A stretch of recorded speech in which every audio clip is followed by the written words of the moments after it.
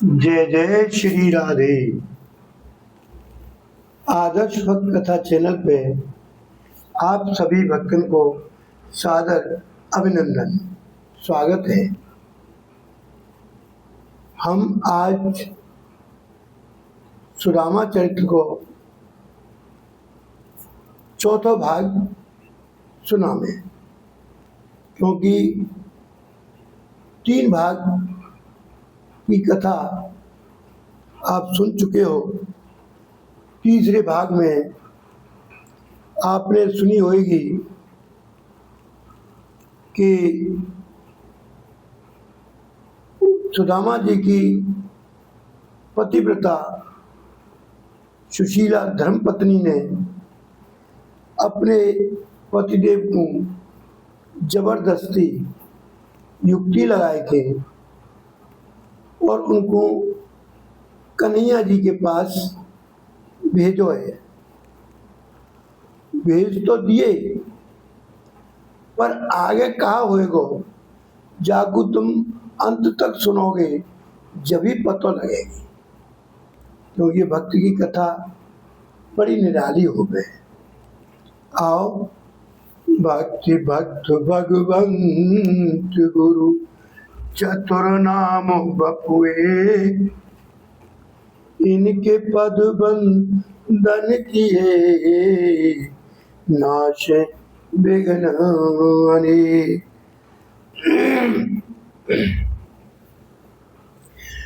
उधर सुदामा जी हरि कीर्तन करते हुए अपनी मंजिल पे सोचत हुए चले जा रहे हैं और कीर्तन करते हुए जा रहे हैं और के चले जा रहे हैं।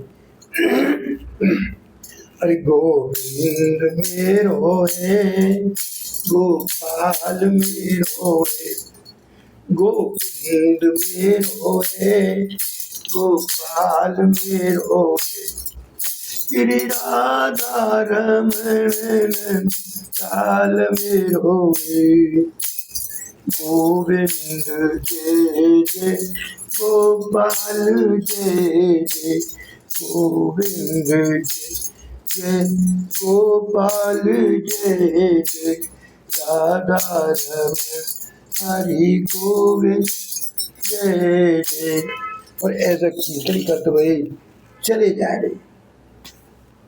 उधर उनकी धर्मपत्नी सोच रही है और कह रही है कि मैं कितनी बड़ी स्वार्थी हूँ, मैं इनके पीछे पड़ गई। मोकू सब कुछ चाहिए, किंतु मेरे पति तो निरपेक्ष हैं। वो तो ऐसे हैं जहाँ बैठ जाए वहीं द्वारकानाथ को ध्यान करवे लग जाए, उनको वहीं उन्हें दर्शन है जावे। ये तो महान ज्ञानी भक्त हैं, उन्हें द्वारका जावे की जरूरत ही नहीं। किंतु मैं बड़ी स्वार्थी ठहरी, मैंने बहुत आग्रह किया, इसलिए वो चले गई। उनको शरीर बड़ो दुर्बल है गया होएगो, द्वारका यहाँ से बहुत दूर है। सोच रही है इन्हें रास्ता में कछु है गया तो। उनकी धर्मपत्नी हृदय में व्याकुल है गई, मन में विचार आयो, मैंने अपने पति देव को बहुत सतायो है। वो सोच रहे होंगे कि मैंने कहा कि वो इतने पतिव्रता स्त्री रोवे लगी और सूर्य भगवान से मनौती मना रही है। हे सूर्य नारायण भगवान, मेरे पति देव द्वारिका जा रहे हैं, मेरे पति सच्चे धन है मेरे ताई। हे सूर्य नारायण भगवान, ये गरीब ब्राह्मणी मतलब आपको कहा दे सके। हाँ, मैं 3 बार दिन में तुमको बंधन करूंगी, तुम मेरे सौभाग्य की रक्षा करियो। भगवान भले ही उनको 1 पैसा नहीं दे, किंतु मेरे पति देव सुखपूर्वक घर आ जाए, मेरी यही इच्छा है और कोई दूसरी इच्छा ना है। दूसरी तरफ सुदामा जी ने द्वारका के ताई प्रस्थान कियो और द्वारका जी को स्मरण करते करते चले जा रहे हैं और मन में विचार कर रहे हैं। क्या विचार कर रहे हैं सुनाए। बहुत वर्ष रह गए, हम दोनों गुरुकुल में संग संग पढ़ो करते, मैं तो अपने पत्नी के कहवे ते जा रहा हूँ। वो प्रतिदिन घर में बक बक बक बक बक बक करे ही करती। कहूँ वहाँ जावे से मेरो अपमान तो नहीं है जाएगा? यदि वो कहे कि मैं तो गुनाह पहचानूं तो क्या होएगा? वो मुझसे कैसो प्रेम करेंगे, कैसो नहीं करेंगे?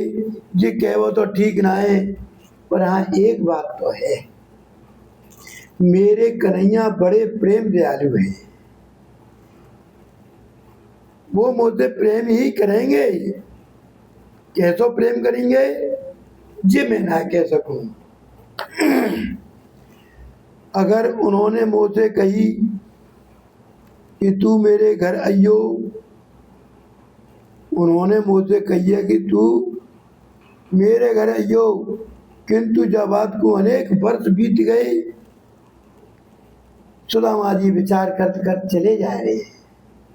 द्वारका नाथ को जब मुझे खबर पड़ी, एक सच्चो ब्राह्मण मुँह से मिलवे चलो आए रो है। बस उन्होंने इतनी अधिक तो पढ़ो ना हो, किंतु अपनी विद्या को उपयोग कहू पैसा के ताई ना कियो। बेचारो कितना दुख सहन करे। माने अयाचित व्रत ले लियो है, सारे दिन मेरो ध्यान करे, त्रिकाल संध्या करे। ऐसा तो बस भी ब्राह्मण काऊ के घर न जा सके, किंतु आज वो मेरे घर आए रहे, आपको लावे के ताई वो को कोई सवारी भेजनी चाहिए। रास्ता में चल चल सुदामा जी बहुत थक गए। उनके सिर में चक्कर आ रहे हैं, शरीर अधिक कमजोर है गए हुए। एक हाड़ के तो वैसे ही थे, वे एक पेड़ के नीचे सोए गए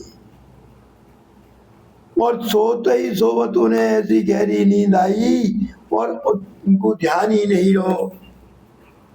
प्रभु ने गरुड़ जी को आज्ञा दी है, हे गणदेव तुम सुदामा जी को जा तरीका से उठा लाओ द्वारका में, कि उनकी नींदों भंग ना हुए। गरुड़ जी ने कही जो आज्ञा प्रभु।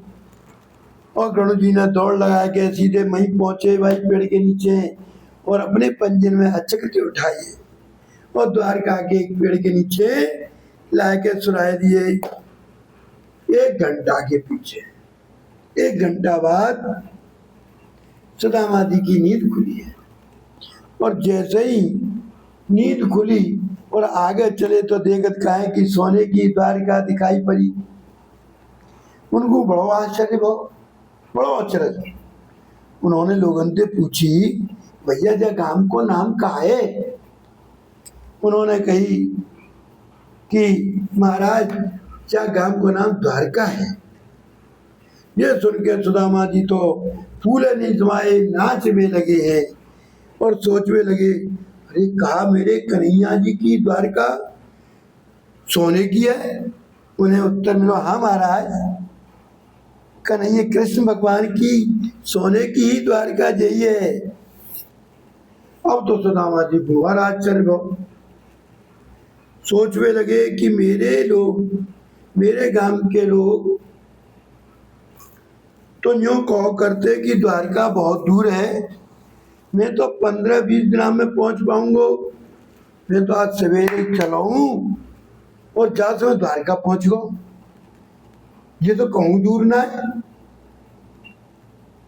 सुदामा जी को तुझे पता ही ना है कि गरुड़ जी उठाए के ले आए। वे लोगन से पूछ रहे हैं भैया मेरा कन्हैया कहाँ रहे? लोगन को आश्चर्य पूछ भयो कि जी कहा पूछ रहे हैं ब्राह्मण देवता। उन्होंने कहा महाराज कहा कृष्ण भगवान को पहचानो? सुदामा जी बोले अरे मैं उन्हें अच्छी तरह जानूं, अच्छी तरह पहचानूं। हम दोनों एक ही गुरुकुल में पढ़ो करते और मैं उनको परम मित्र हूँ। लोग उनको बड़ो आश्चर्य हुए, वे सोचने लगे कि ये फटी धोती, अरे धोती पटी सिलटी दुपटी अरु पाए उपाने की नहीं स्वामा द्वार खड़ो दूजा दुर्बल देखी रहो है चक सोबत दया विरामा और पूछत दीन दयाल को धामो बतावत आपनो नाम सुदामा। उनकी धोती तो फटी हुई है, बहुत दिन से भूखे दिखाई पड़ रहे हैं और कह रहे हैं कि मैं श्री कृष्ण को परम मित्र हूँ। कहा कृष्ण भगवान को कोई और मित्र ना है मिलो, उन्होंने ऐसे व्यक्ति को मित्र बनाया हुआ है। लोगों ने पूछी महाराज क्या आप सच कह रहे हो? सुदामा जी ने हाथ जोड़ के कही मैंने आज तक कभी झूठ ना बोली, मैं श्री कृष्ण को सच्चो परम मित्र हूँ। सुदामा जी जैसे उन्होंने कही ये सीधी रास्ता है, क्या पे चले जाओ। अब सुदामा जी आगे बढ़े, उन्हें सबसे पहले रुक्मणी जी को राजमहल दिखाई दिया। माँ लक्ष्मी के ऐश्वर्य को वर्णन कौन कर सके। राजमहल सोने को बनो हो, चारों ओर सुंदर बगीचा, सिपाही पहरों दे रही। सुदामा जी दूर से ही राजमहल देखने लगे। वे गरीब है किंतु उनको हृदय गंगा जल के समान पवित्र, उनके मन में बिल्कुल अभिमान नाम कोई चीज नहीं। और भगवान ने उनको स्वागत नहीं किया और न सम्मान किया। फिर वो उनको राजमहल देख के ब्राह्मण देवता बहुत खुश हुए। उन्होंने अपने दिल से आशीर्वाद दिए हुए मेरे कन्हैया के घर सदा सर्वदा लक्ष्मी अखंड निवास करे। देखो राजमहल कितना सुंदर है। एक सिपाही की दृष्टि उन पर पड़ गई। वो जल्दी भाजो भाजो आयो और वंदन करके बोलो हे ब्राह्मण देवता, ये राजमहल जो देख रहे हो ना, ये रुक्मिणी जी को है और रुक्मिणी माता जी की हमें विशेष आज्ञा है कि कोई ब्राह्मण, कोई साधु, कोई संत, कोई गरीब अगर द्वारे पे आवे तो मुझसे बिना पूछे बाबू जो वो मांगे बाबू दे दे करो।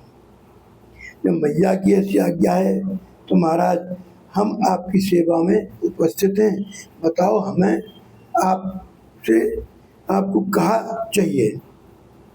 सुदामा जी तो निर्लिप्त ठहरे, उन्हें तो कभी चाहिए ना हो। उन्होंने कही कि भैया रे, मैं तो खाली कन्हैया से मिलवे के ताई आया हूँ, मैं उनको मित्र हूँ, अंदर जान चाहूँ उनसे मिलवे के ताई। सिपाही ने कही कि अंदर जाके क्या करोगे, आपको जो काम हो वो हमें यही बता दो, हम यही तैयार हैं।